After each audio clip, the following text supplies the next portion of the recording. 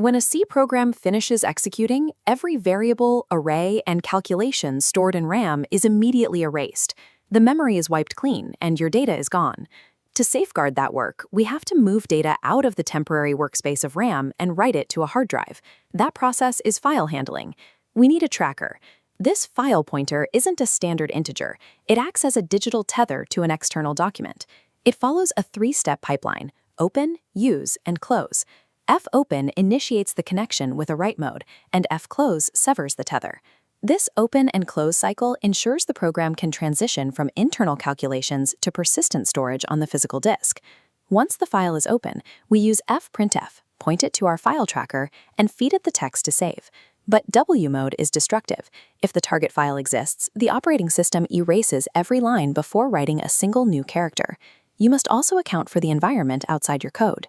If the hard drive is full or lacks administrative permissions, the file fails to open. Faux-open will return a null pointer, and the moment you try to write to it, your program will crash. We fix this by installing a defensive check. Right after opening a file, we test if our pointer equals null. If it does, the program prints an error message and stops before a crash can occur. Effective C programming requires identifying where these external failures can happen and writing the logic to handle them safely. To bring data back into the program, we switch the opening mode from W to R for read. To extract text sequentially, we combine a while loop with the fgets function, stepping through and storing one line at a time. The loop stops automatically when it hits the hidden EOF, end of file, marker, terminating the process before reading past the data. Consider the requirement to add a new entry to log.txt while keeping the existing lines intact. Using W would erase the log, so the fopen command requires an alternative mode. The solution is the A mode for append.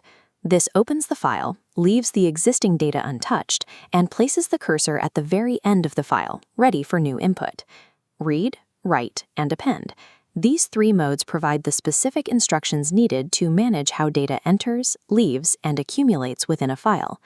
To merge, we use three file pointers, two in read mode, one in write mode.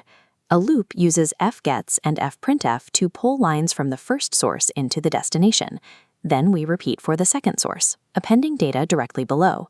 To finish the operation, we call fclose on all three pointers. This ensures buffered data is physically written to the disk, releasing system resources.